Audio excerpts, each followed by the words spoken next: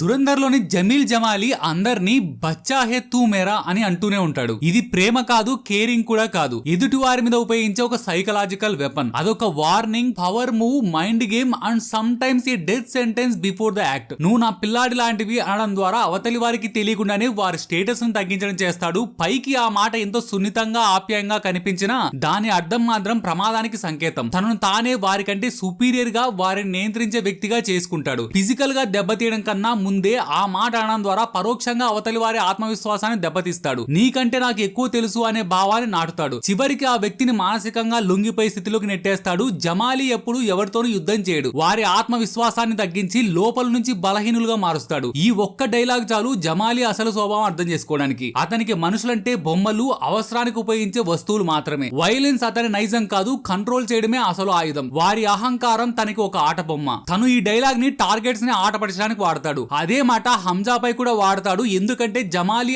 ఆట వేరే. చాలా కాలంగా ఇండియన్ ఇంటెలిజెన్స్ లో భాగస్థులైన తను అక్కడున్న వారందరికీ తెలియకుండానే ఆట అంతా తన నియంత్రణలోనే పెట్టుకున్నాడు. తోటి ఏజెంట్ అయిన హంజాను కాపాడుతూ శత్రువులను మాత్రం చెస్ బోర్డ్ లో పావుల్లా మార్చి తనకు కావలసినట్టు ఆడిస్తుంటాడు. బచ్చా హే తూ మేరా జమాలి యొక్క సిగ్నేచర్ సైకలాజికల్ మూవ్. ఈ ఒక్క మాటతో ఎదుటివారి అహంకారాన్ని దెబ్బతీస్తాడు, వారిపై ఆధిపత్యాన్ని చలాయిస్తాడు, గట్టిగా మాట్లాడకుండానే పరిస్థితిని తన కంట్రోల్లోకి తెచ్చుకుంటాడు. అదే ఇతన్ని ఇతర గూఢాచారుల కంటే మరింత ప్రమాదకరంగా చేస్తుంది.